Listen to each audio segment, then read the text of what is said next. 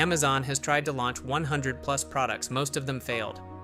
The Fire Phone, total disaster. Amazon Destinations, dead. Amazon Wallet, gone. Jeff Bezos once said after the Fire Phone flopped, "We're working on much bigger failures right now, I'm not kidding. Some of them are going to make the Fire Phone look like a tiny little blip." That sounds insane. A CEO bragging about future failures? But here's the thing. Amazon is worth $1.6 trillion, and almost all of that value comes from just two things, Amazon Prime and Amazon Web Services. 2 wins out of hundreds of attempts. And by the end of this, you'll understand why being wrong most of the time and still winning big isn't just possible. It's the only way it works. This is Chapter 6 from The Psychology of Money by Morgan Housel. And it's about something most people don't realize. In business, in investing, in careers, the vast majority of outcomes come from a tiny sliver of events. You can be wrong 90% of the time and still end up spectacularly right. You can fail more often than you succeed and retire rich. You can have 400 mediocre ideas and one great one, and then that one will change everything. Morgan Housel calls this tails, the extreme ends of the bell curve, the outliers, the black swans.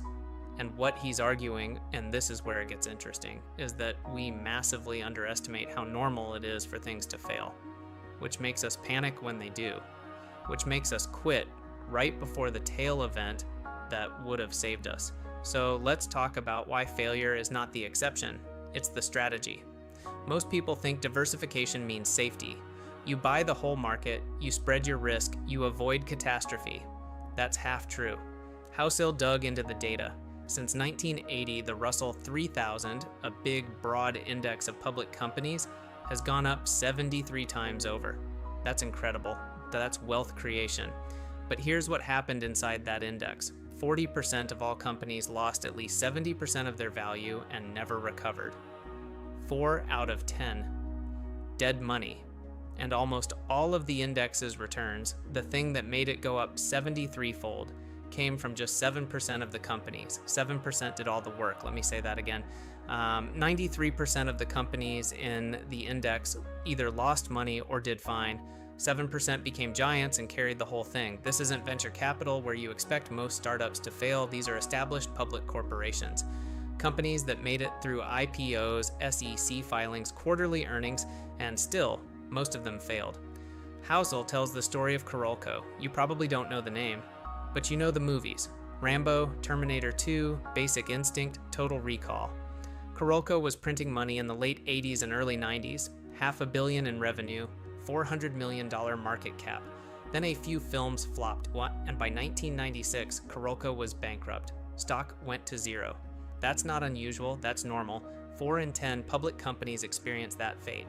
So if you owned the Russell 3000 during this time, you owned Corolco. You lost everything on that one, but you also owned Microsoft and Walmart. And those tailwinds made the Corolco losses irrelevant. That's how tails work. A few massive wins drown out an ocean of failures. But here's what surprised me most about this. It's not just that most companies fail and a few win. It's that even inside the winners, most of their bets fail. Look at Amazon. In 2018, Amazon alone drove 6% of the S&P 500's total returns. One company, 6% of the entire index. But Amazon's success isn't because Jeff Bezos is some genius who never makes mistakes. Amazon has tried hundreds of products, most bombed. The Fire Phone was supposed to revolutionize smartphones. It didn't even dent the market. Amazon Destinations was a travel booking site, dead. Amazon Local was a Groupon competitor, gone.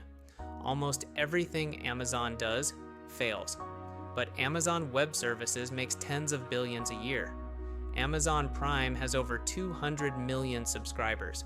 Those two things, out of hundreds of experiments, are what built a trillion-dollar company. Same with Apple. Apple is responsible for 7% of the S&P 500's returns. Almost all of it comes from one product, the iPhone. Not the iPod, not the Mac, not the Apple Watch. The iPhone is the tail that built Apple. And who's working on these tail products? Google's acceptance rate for new hires is 0.2%. Facebook's is 0.1%. Apple's is around 2%. So the people working on tail projects that generate tail returns have tail careers. Everything is tails all the way down. Now here's where this gets personal. Most financial advice is about today. What should you buy right now? What sectors look good? What's the hot stock? But Housel's point is this: most of the time, today doesn't matter. Your lifetime investment returns will not be determined by the 99% of days when the market is calm. They'll be determined by the 1% of days when everyone around you is panicking, and you keep your head. Housel ran a thought experiment. 3 investors, all saving $1 a month from 1900 to 2019. Investor number 1, let's call her Sue, invests that dollar every single month, no matter what. Recession, boom. War, pandemic. She never stops. Investor number 2, Jim, gets scared during recessions. He sells everything when a recession hits, holds cash, then buys back in when it's over. Investor number 3, Tom, and is even more cautious. He waits 6 months after a recession starts to sell and 6 months after it ends to buy back in. How much money do they end up with? Sue, $435,000. Jim, $257,000. Tom, $234,000. Sue wins by a mile. And the crazy part? There were 1,428 months in this period. Only 300 of them were during recessions. So by staying calm during just 22% of the time, by not panicking during the tail moments, Sue ends up with 75% more money than Jim or Tom. Here's the kicker.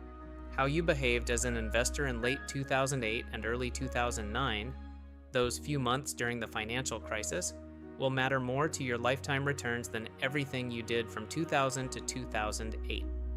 That's 8 years of decisions, wiped out by 8 weeks of panic. Tails drive everything, even your behavior. And this is where the mindset shift happens. Once you accept that tails drive everything, you realize something uncomfortable. It's normal for most things to fail. Peter Lynch, one of the best investors of all time, once said, "If you're terrific in this business, you're right 6 times out of 10. 6 out of 10. That's his definition of terrific. If you're a good stock picker, you'll be wrong half the time. If you're a good business leader, half your product ideas will flop. If you're a good investor, most years will be just okay. Plenty will be bad." And that's if you're good. Reed Hastings, Netflix's CEO, once said, "Our hit ratio is way too high right now. We have to take more risk. We should have a higher cancel rate overall." Think about that. The CEO of Netflix is complaining that they're not failing enough.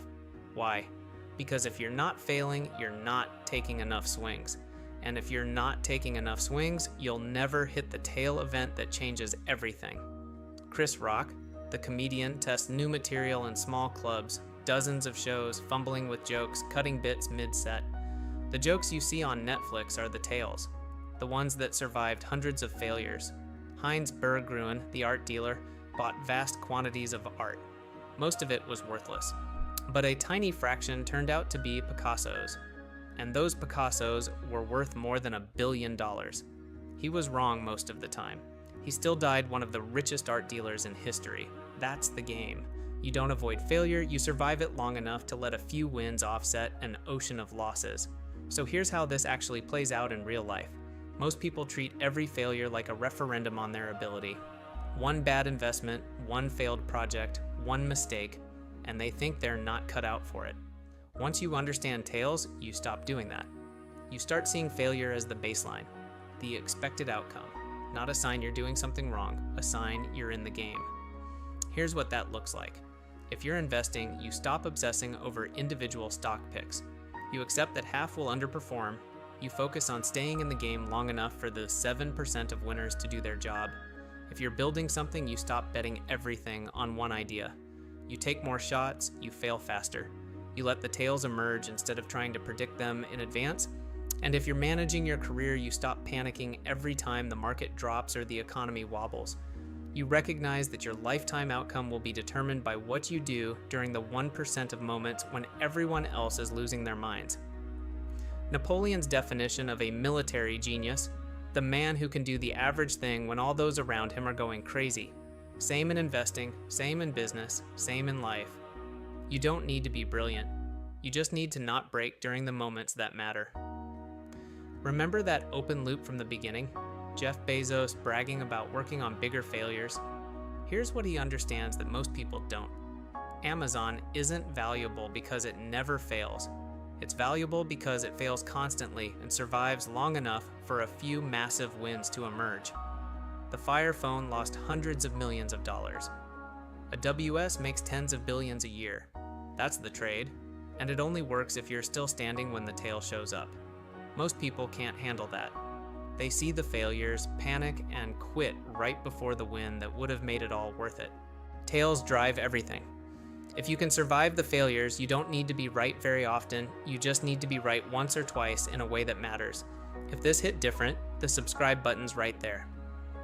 I break down one book a week, ideas that actually stick. Next episode is on The Seduction of Pessimism, and it'll flip how you see market crashes. See you there.